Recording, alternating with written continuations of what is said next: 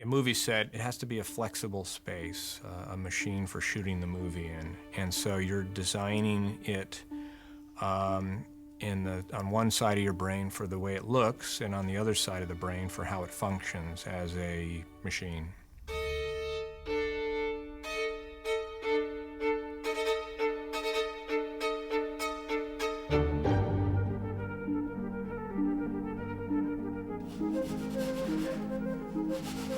You can get aggressive with it, though. Just put a window there. A window, a tilt.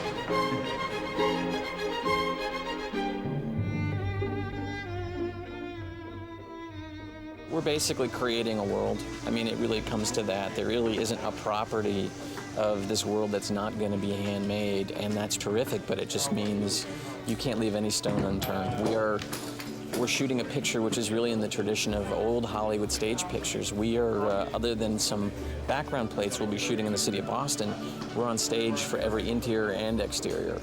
And so that then means you have to really re-examine your world, or in this case, the world we're creating, which is a world that will be a very timeless world. It's going to have textures that are somewhat contemporary, somewhat period, but a very controlled world in terms of light, atmosphere, and that's how I get to tell my story. One of the great things about the books is that Daniel Handler, the writer, created a world in which you're not exactly sure where you are or when you are. And it's a world in which anything seems possible. And we took the same approach, and we're very excited with the opportunity of putting things together you wouldn't normally think of putting together, but just look good together instead of being concerned about whether it felt anachronistic. That's the cola. No! And the hope is that when people see the film, they know that they're someplace else and that they're not going to be concerned about fixing a period to it.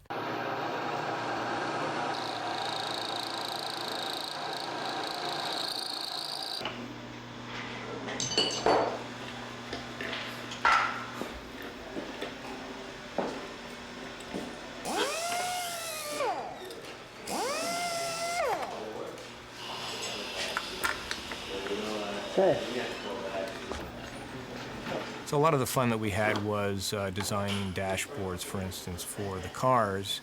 The in-dash tape recorder is like an old reel-to-reel instead of a cassette or a track or a CD. Or the modern technology of cellular telephones, but they're still old-fashioned Bakelite telephones with wires connected to them. A lot of the fun is in taking something and kind of subverting subverting the expectations of the audiences and surprising them. That's our hope, anyway. You know, if you guys are working on these today,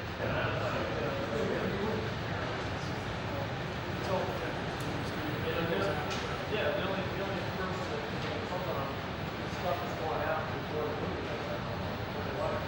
When you're approaching a set like Count Olaf's, there are certain kind of iconic, scary images that are hard to avoid. There's a kind of a Victorian haunted house look, but at the same time, we wanted to give it a cobbled-together feel so that it wasn't a kind of a off-the-shelf, out-of-the-catalog Victorian house. Everything is kind of twisted and subverted and cobbled together. Their environments, particularly Olaf's house, has to be kind of spooky and scary and odd and yet alluring, which I think Rick managed to create. You kind of want to be there even though you're not sure you should.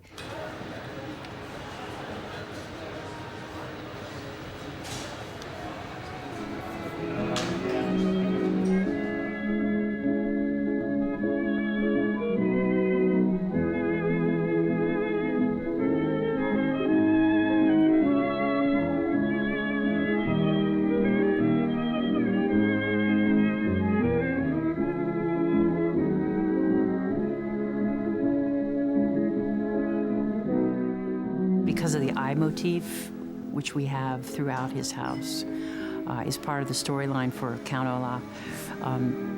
We made most of his furniture.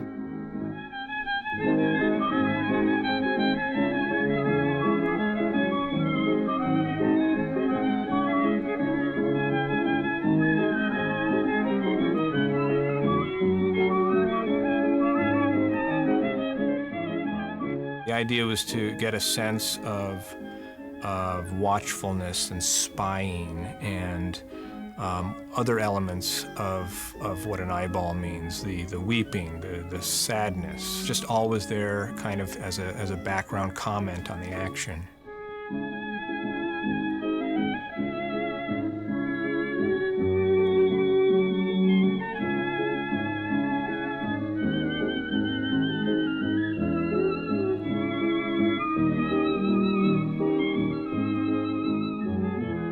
I started out with basics, a couch that I bought at a Victorian store in Santa Monica, brought it back, we stripped it, we had eyes carved into it, we completely reupholstered it. Just about everything in his house was custom made. Custom made clock, custom made dining room table, because I knew Jim Carrey was going to get on top of it, so we had to reinforce it.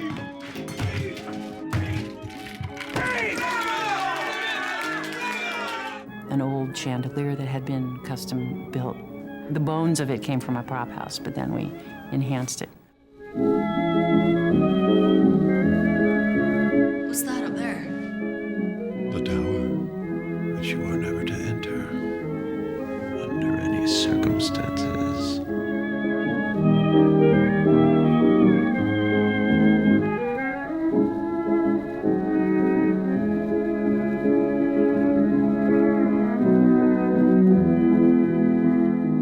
Count Olaf is a very vain person and loves to memorialize himself.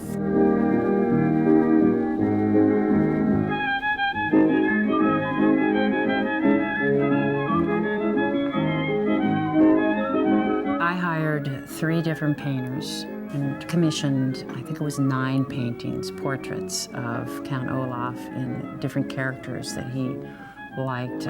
Queen Elizabeth, Barrymore. There's a portrait above the fireplace that's a very Perel sort of style. We have Van Gogh as Olaf, including the ear with a Band-Aid on it. Now, who shall play the most handsome count in all the world?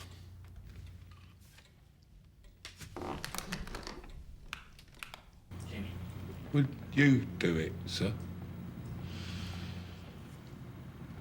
Oh. All right. But I must say, And we'll cut. Tail sticks? Nice. Mark? That was great. Oh, Dylan takes it. And one quick playback.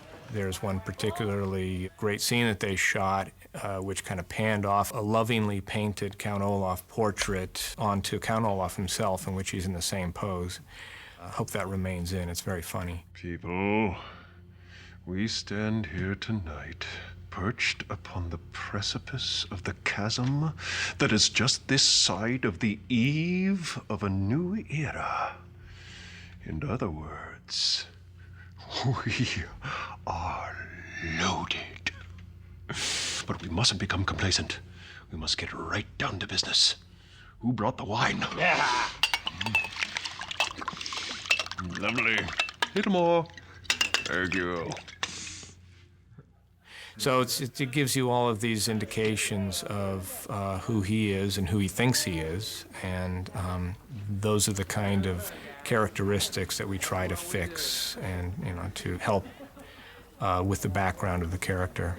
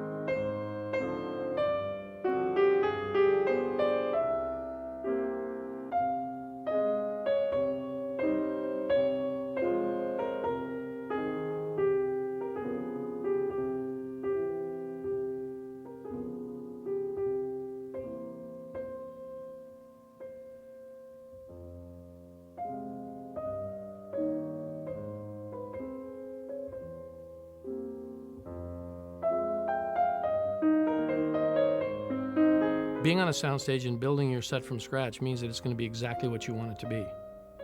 Now, and you can control the elements in terms of sound, in terms of light, in terms of everything. When you're on a practical location, obviously, you have to contend with much more so with airplanes and traffic noises and all those kinds of things. And when you're on location to do, no matter how great the location is, you always, as a production designer, you probably always have to compromise just a little bit, even if you take it and manipulate it.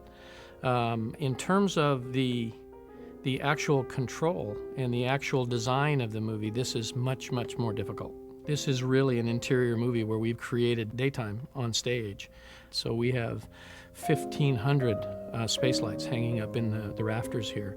We had sound stages, 10 of them at Paramount, where we had space lights hanging literally every 4 feet.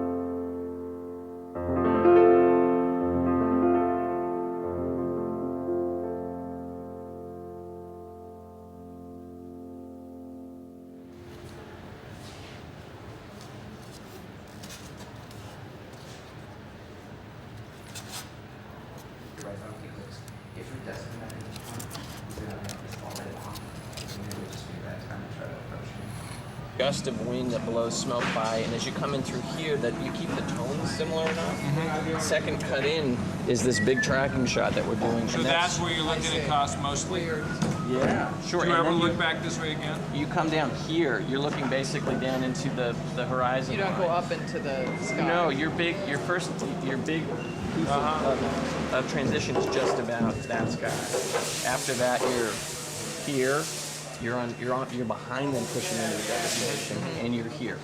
Because it's funny, even beyond this, I was thinking as I was watching this, I was remembering that story about Sondheim and Comedy Tonight, which is like the audience had to be told it's a comedy because they didn't know. And it's such an emotional set, and it really is going to be intense.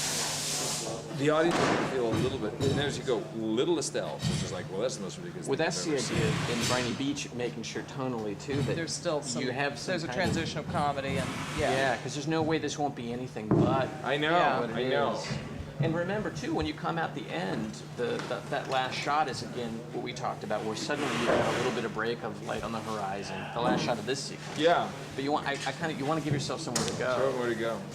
Yeah, so this is the kind of hope of the... And that's meant to be further around a little bit.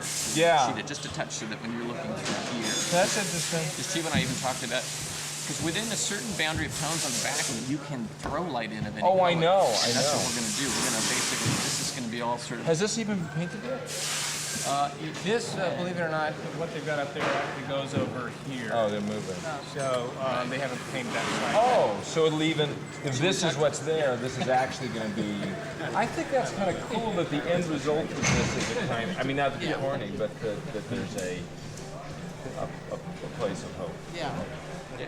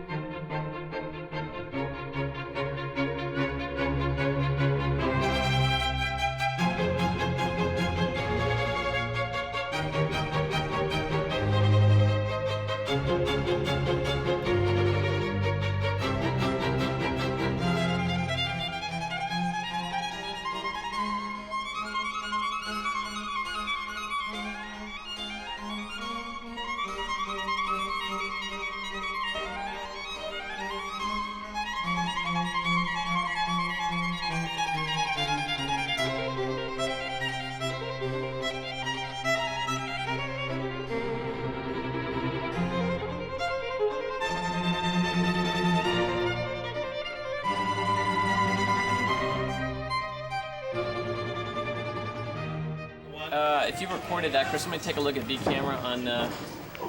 Thank you. Senor Bradley? Yes, I'm just. I think this move works better after the moment of the turn. That's what I was just looking at. Was I think we should just delay it because then you still are on the move for his advance. Yeah, Otherwise, we have a leg roll. Yep. Absolutely perfect.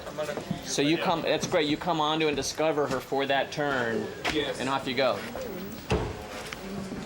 And do you feel we are covered enough from the beginning? All good. We're enough. Yeah. Okay. So let's go back. Brad's watching the monitors. Just want to make sure we're consistent on our team scores. Watching playback right now. He's watching playback right now. Yeah, it's this guy. It's this nice little steam. It was like one little one right there. Thank you. Let's relax. Thank you. And Okay, I'm back with you. If you need. There was this beautiful one little drifter that was like right in here. But this is amazing. Fantastic. Watch the cushion. Watch this. Just this. Just. 1 second, Michelle. We're watching it playback again. You can just be like one little drifter. Yeah, it's just like lost little souls. I think that across is sweet. The only thing I don't like about this one is Yeah. Prior slate. Do you want to do one with the kids standing or not? No, I think we're fine. Okay. No, Brad says we're fine. This gets filled in the other top half, which we shot actually. Leave so checking. This is just the end of them reading the note. So you can So Brad, we can check the gate and move on. Yes, please check it.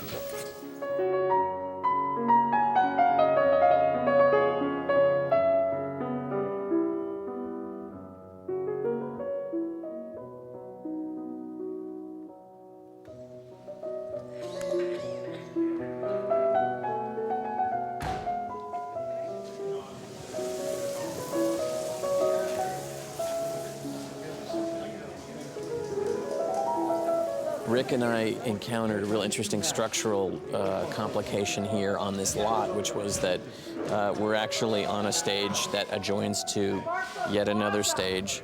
There is a huge set of twin connecting doors that we were told could be removed, but it didn't remove the fact that you actually had what amounted to a huge cement bridge. Where the doors are, they are the pieces of set that you are building. Yes, two of the buildings, yeah. are on light up, basically. They're in shadow. They are in complete shadow. We're trying to create a bay. So basically part of the there's nowhere for me to light. part of the I'll show you in the model. So Yeah. it's Part of the very clear. ILM. Do you want to do that now? I was thinking of it.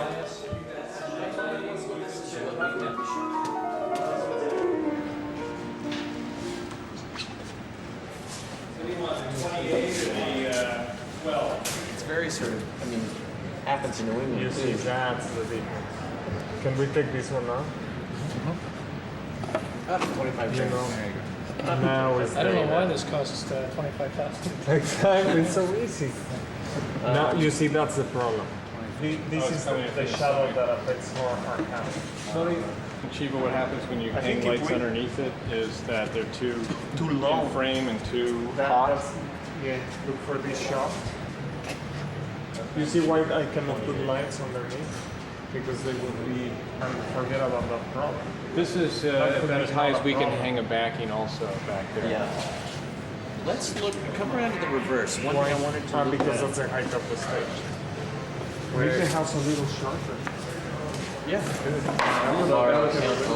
That was kind of a character thing. That Swing back in.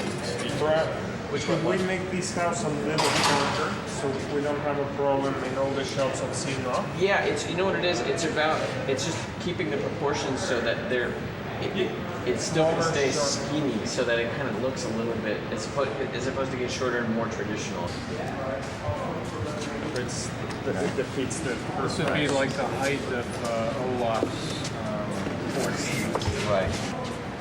Unless we make it as Well, I was just thinking, what if it was like a railroad overpass? exactly. What if it's a railroad overpass? And then we use the shadow to tell something. And every once in a while, the T Well, line goes by. I think this looks cool to have something here at the top. Like it is actually a trestle. Like a trestle. The overpass idea. See, now we're gonna pay them to keep it. What, one? One, yeah. Maybe that's a negotiation. They pay for one. Well, what if you added like diagonal kind of girder shapes under it, like it is a trestle or something, so that you have that texture? Yeah. You know. But this should be metal. Well, this should be like the underside. Yeah. Big stone. Yeah. That's a very Yeah. great. And those are like Great. these big stone textures that we. Yeah, exactly. That's great. That's cool. Instead of houses. Yeah. He's And also on the it'll other just- side of the track. He's literally The other side of the track. Sometimes it's the thing about when you're given lemons, make lemonade. We can have the sparkles. Well, when you're looking at her, a little bit. But what is that? What is this? It is a water. It's a candle picture. I don't know. It's easy to say. It's a platform here. Oh, I think it's very cool. I think it's very cool. Also, too, just once again, it sort of really frames the nightmare. It's like they're gonna. It's actually one of our first. We keep pumping on having these portals, and that the journey is constantly portals, like going through to looking at in mazes, and it's sort of the first big one. It's really nice. So we were sort of stuck with a quandary, which we decided to turn into a positive for us. No. He's my neighbor. And stages itself, because suddenly she's sort of saying, no, we're not here, we're there. Kids rotate their heads, and boom, there's your reveal of Count Olaf's.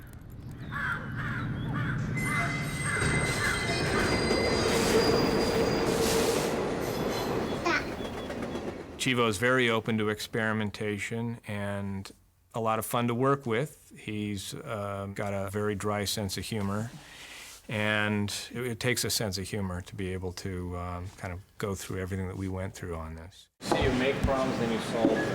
Now, it costs $25,000 to remove these, but the effect of the train is $75,000.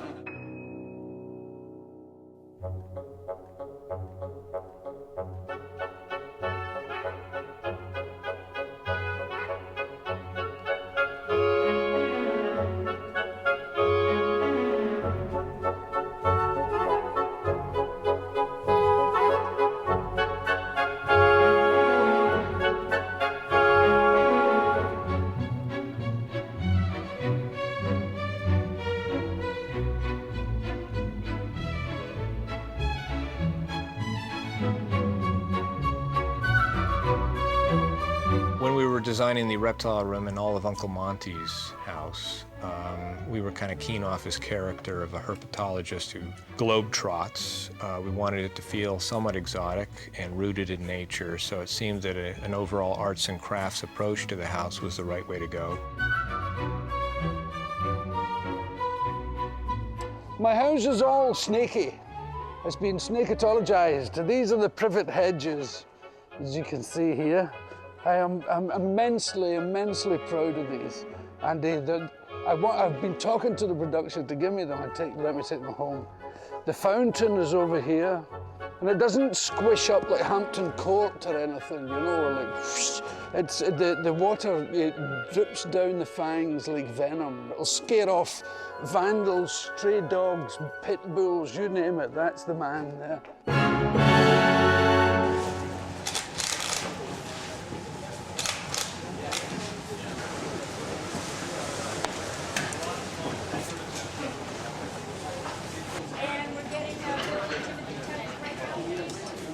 We wanted it to be in a tree canopy that had a lot of very sinuous, snake-like shapes in them. Isn't that exciting?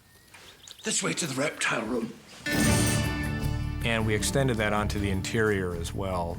There are serpentine elements in his house, particularly the reptile room. We have arches with truss work that are remindful of scales. Can you see my carpet? This is the snaky carpet. This is many thousands of dollars. This is the one that the giant tortoise had diarrhea on and everybody else had coronaries. Very heavy. Real heavy. Ready? Yep.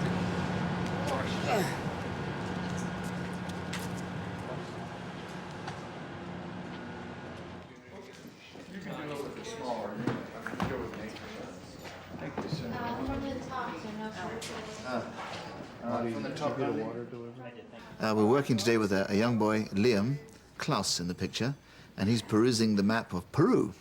Good perusing, I like that bit. And he's scouring through it, and he seems to be actually enjoying himself. But while he's reading a book, we've got a 200-pound tortoise wanders off, and he realizes that the table is in fact a tortoise. Action time. 1, 2, 3, and he's off. Go, tank, go. Ricka, racka, go, tank, go.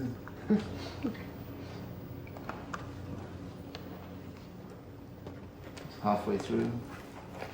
Keep him going, keep him going, keep him going. And he's clear. And he's got all his friends. He's become a very good snake handler on the set. He's got 5 or 6 corn snakes and rat snakes draped around him. Ah, come on. You see that? Last hit his neck. Who's mine? Okay, put your hand through there. Okay. You got that one? Yeah. Okay, Liam, I'm gonna put one here. Let me know if it goes around your neck too tight, okay? Got him? Yeah, I got him. Watch his head. That's it. He handles these snakes with impunity. He's very comfortable with them, which is good. Okay, you ready? How about it? Okay, off we go. I call her Chiquita. She's a banana snake.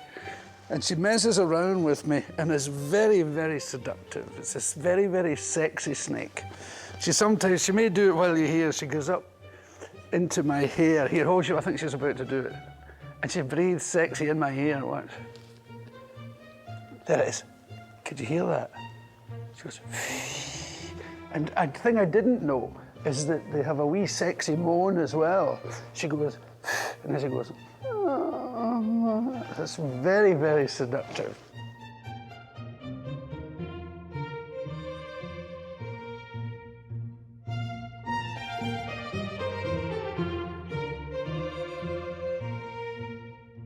The first thing you walk into is like, ooh, I wanted to play with this stuff. And then when you have a closer look at the aquariums, it's they're movie aquariums. It's not the sort of thing you really want to keep a snake in. It's like cold and thin glass and kind of wobbly stuff, you know. It's like, I like sturdy. I like one piece of plate glass windows and locks. I mean, these things are great for movies, but I wouldn't use anything on real snakes in there. I have spent the last 9 months at practically every flea market and swap meet that's available to me in California if I can get there. That's where I go for a lot of the really specific things because they haven't been seen on other films, and I like to do that.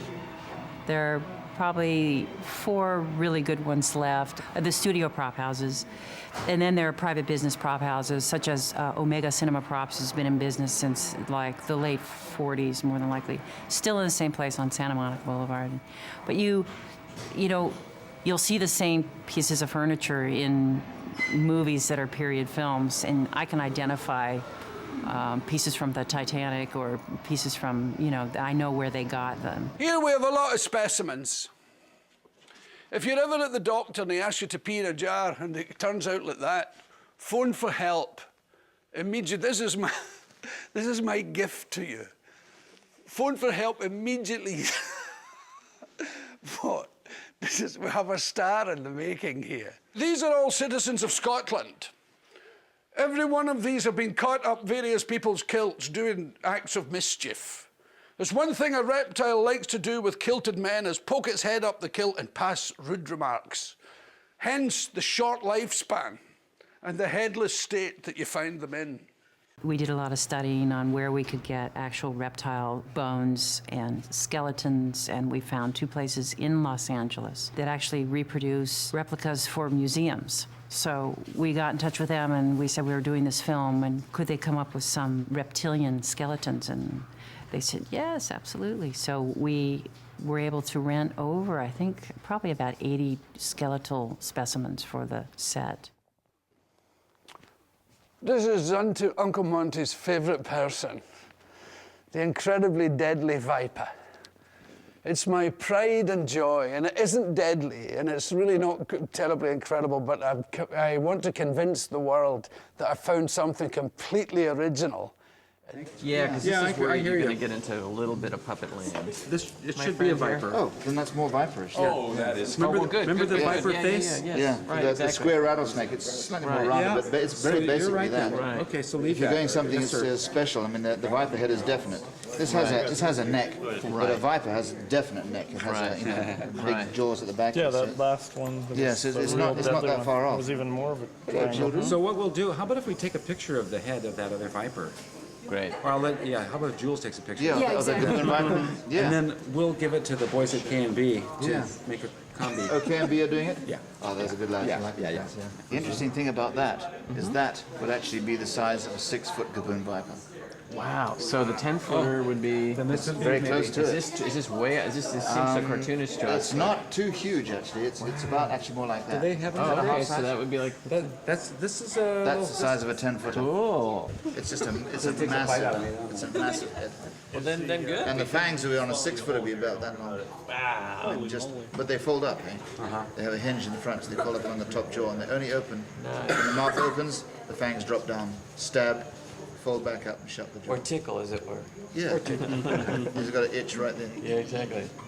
Great. Okay, good. Well, that buys us some license. So good So size we're here. kind of in This would be correct for a 6 or 7 And footer. this would be good for That'd be 10-foot. for Yes, sir. 10-footer. Yeah, if you had a 10-foot balloon viper.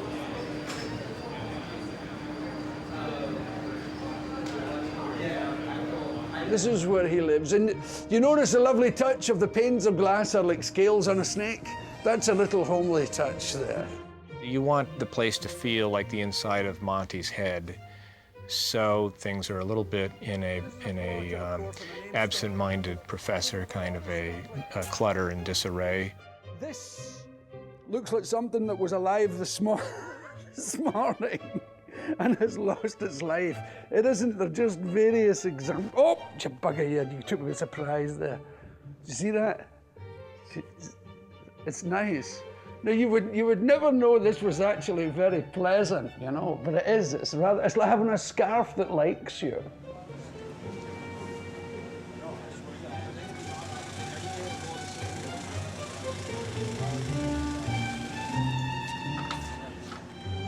Well, I copy that, but.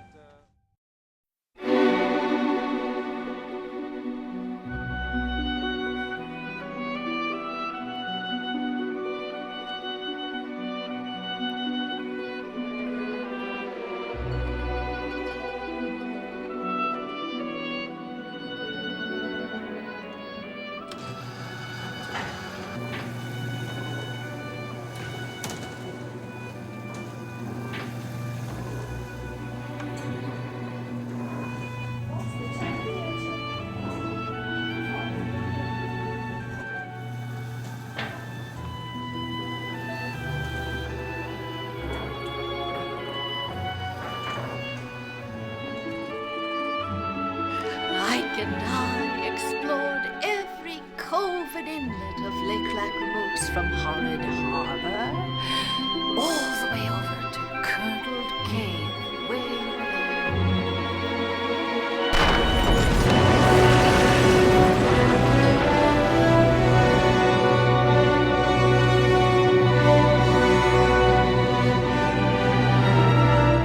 Somebody sitting right there. Richard King's coming by today. Oh, awesome.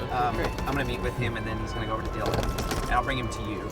Take him over to 16 and give him a little sense of what was going on over there. Okay.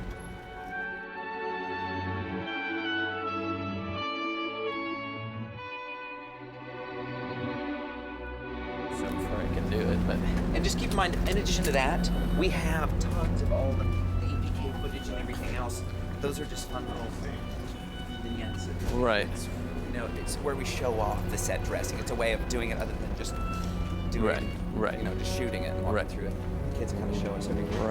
Right. Cool. All right. Yeah. No. The evening was good. It was. Hello. How are you? Actually, it's gone now. The room that you just saw sort of in destruction, as soon as they step out of it, literally falls away like a rocket stage. And then they're stuck because suddenly they've got Meryl's character, you know, who's like worried about everything. She's worried about the refrigerator, she's worried about the stove. All of it happens at once. So it actually is a really good line. Bob Berger said, let's never speak of this. You know? They're waiting for the doorknob to explode, and then when it finally does, it's a little too loud, and and they basically then they lift this little tarp that's on top of them, and they realize that it wasn't the doorknob they heard. That basically all the walls of the place are gone, and they're now marooned on one little piece of floor that's separate from the entryway, and it's kind of moving back and forth, and it's about to give. Her invention is realizing that the one thing they don't want to do is what they need to do, which is they need to break it so that it'll fall the right way. Otherwise, it'll go the wrong way. So this was a scene that didn't exist before last weekend. When we leave this set on Wednesday, we'll come back in a week with this whole thing stripped away, and then just a blue screen island that's sort of unagilded. And we'll do that for the next 2 days after that and finish the sequence.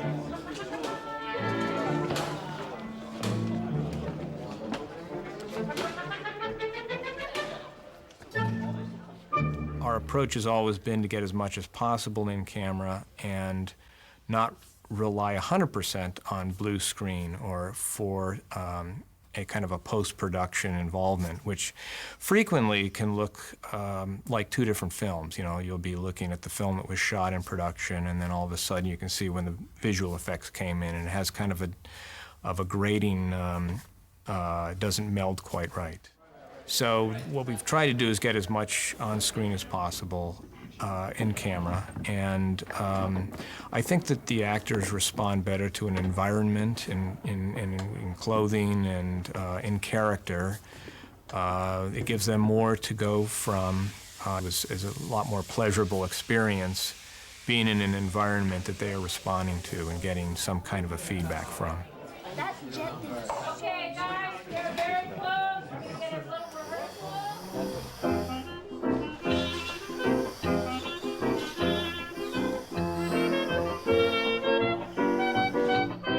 I'm gonna drive.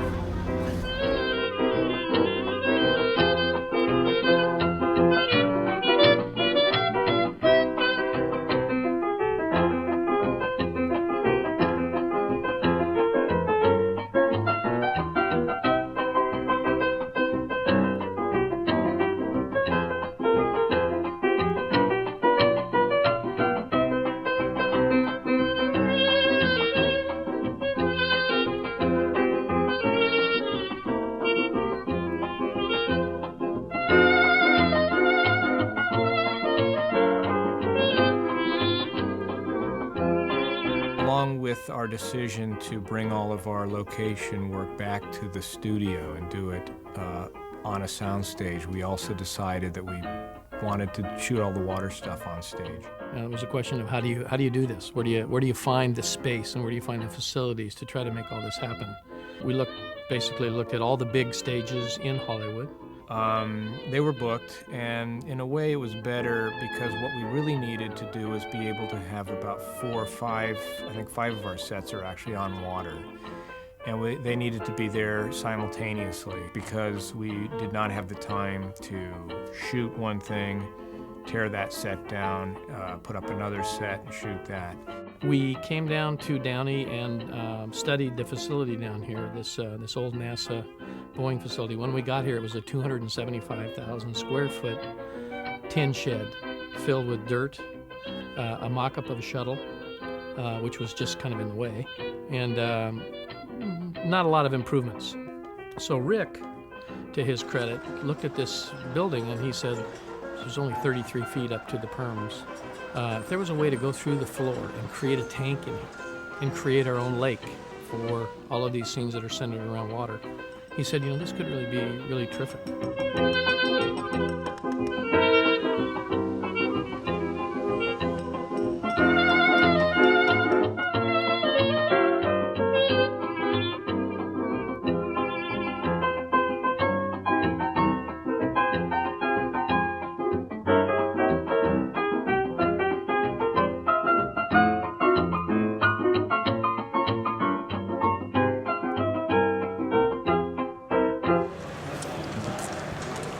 Okay, so this is our beach. When you're standing on the 5-foot deep portion, you're standing on dry beach, briny beach, and there's a gradual rake to the beach up, approximately right over here, where you start hitting the dune. We actually have our beach extending into the water, not knowing what the diffusion is going to be, so it feels like a shallow, briny beach for some ways under the water. So we're gonna be a lot lower than that painting. Here we see our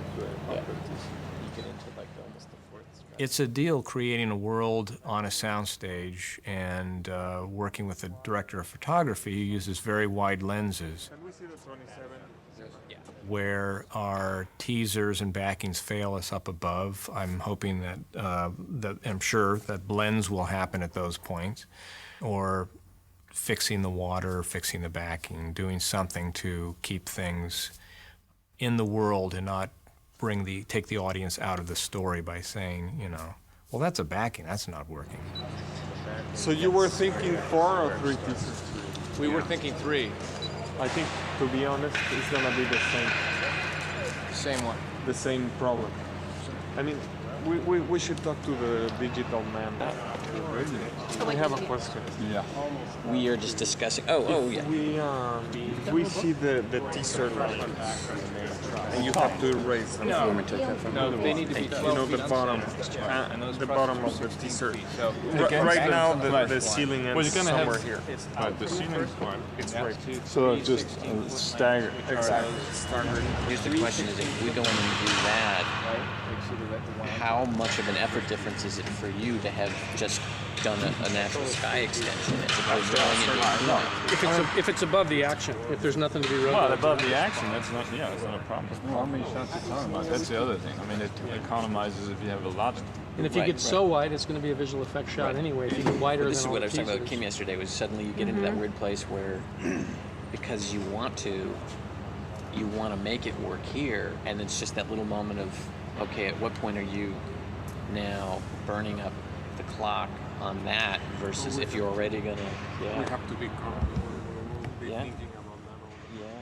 It's been virtually impossible to not depend at some point on visual effects coming in and actually just extending the set a little bit. We're in the middle of an experiment, actually. We're in the middle of a scale mock-up of a tank which we're creating in the city of Downey, which is basically at this point going to be the biggest, I think, interior tank sort of in the northern hemisphere. So we're trying to get camera tests with Chivo and with Brad looking at it, and Rick Heinrichs, to find out how we would put our clouds and our teasers and what atmosphere we'll be using and how the boats are going to look. And so even though water doesn't scale as good as we'd like it to, this gives us an idea of what we're really going to get when we look across a horizon. So primarily reflections, horizon, and what the set will look like off into infinity. The good news is, for us here, we're just taking advantage of the water's reflectivity. But water, basically, the properties of water and wave motion is very, very tough to scale. It either looks correctly or not. We were laughing, saying that if you look at this and we slowed it down to 48 frames, it would look awfully like some of the great Mothra or Godzilla pieces that you saw back in the 50s.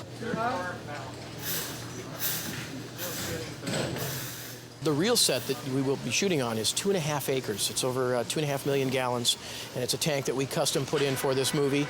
And we're going to do the same thing that you see here, but on that giant scale. And I would rather fail with this much water than with 2.5 million gallons. So that's why we're really doing this. There's a hole at the ramp, right? Yeah. Right. Gotcha. So again, you're saying backing wraps around to sort of the dump spot. Okay. The key feature is that we were able to have all of our sets on the same body of water at the same time.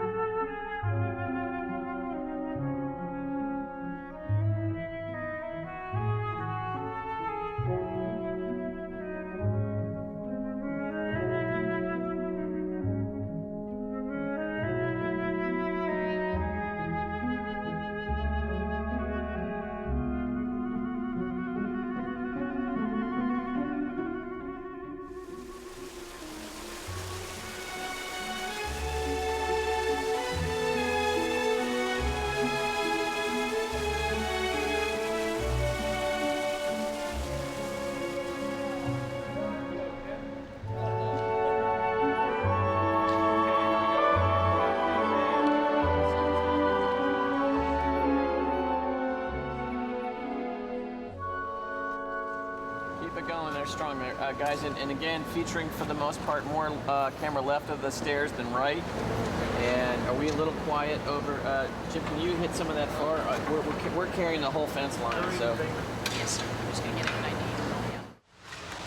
idea. We're using a lot of old-fashioned Hollywood techniques. I like to think that we're using them in a little bit of an innovative way in the fact that we're combining painted backings with forced perspective on stage. The innovation for us, I think, is that forced perspective is usually from a very fixed point of view, and we're just simply not able to control the motion picture company to stay in one spot and shoot in one direction. So we have what I like to call more of an informal forced perspective. Things do get smaller as they go away from you and move into a background.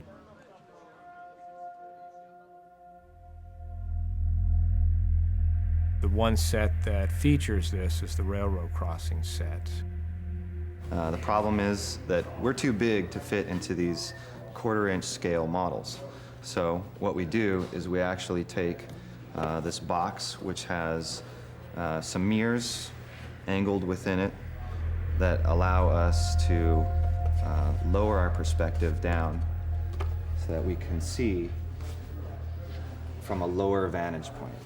From there, we can kind of see how the forced perspective is working from somebody who is about 6 feet tall in this model.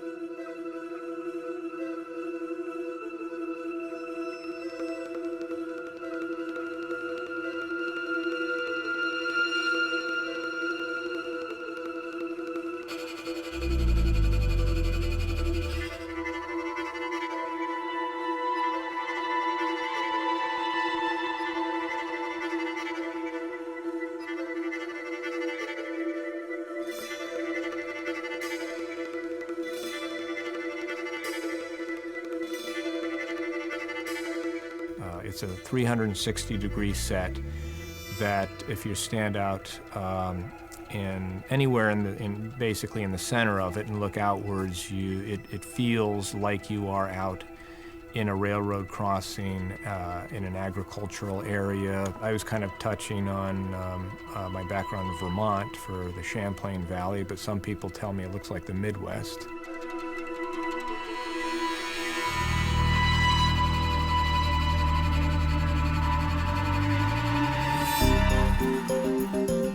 The greensman found grass that he was able to get smaller versions of for going into the background.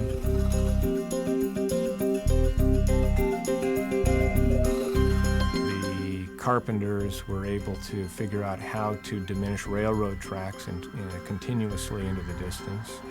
When you are learning about perspective, you know, the two things that they tell you in Perspective 101 is about railroad tracks and telephone poles and how they diminish into the horizon. And it certainly came in handy having both of those for us. It really made the set work pretty beautifully.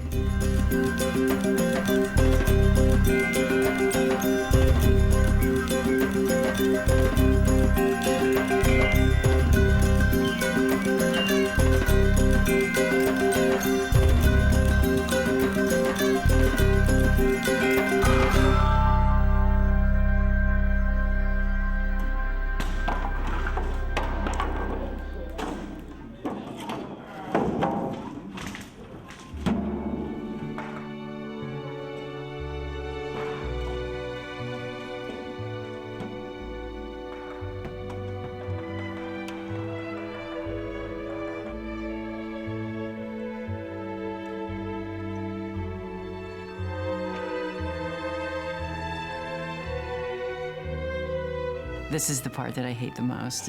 It's like the birth and the death of a set. And for me, it's so hard when the company's gone and everybody's left and the lights are being pulled down, the curtains are being pulled down, set dressing's coming out, and the rugs are being rolled up. It's like, okay, well, that's over and that's it.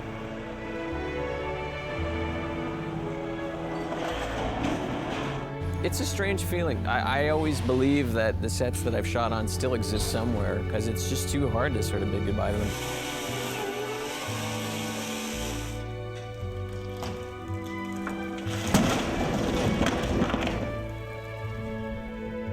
You know, there's a term that we use called fold and hold, or sometimes a dead strike, and usually a dead strike is when you are going to no longer need a set, have access to it.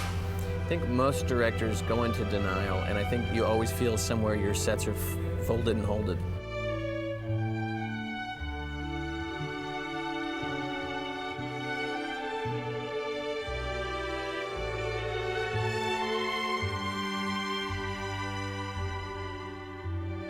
It is like seeing your, I guess your child go off to college or something like that. I don't know what it is exactly. But the truth of the matter is once you hand it over to the company, it's no longer really yours anyway. And you kind of have to kiss it goodbye then and move on.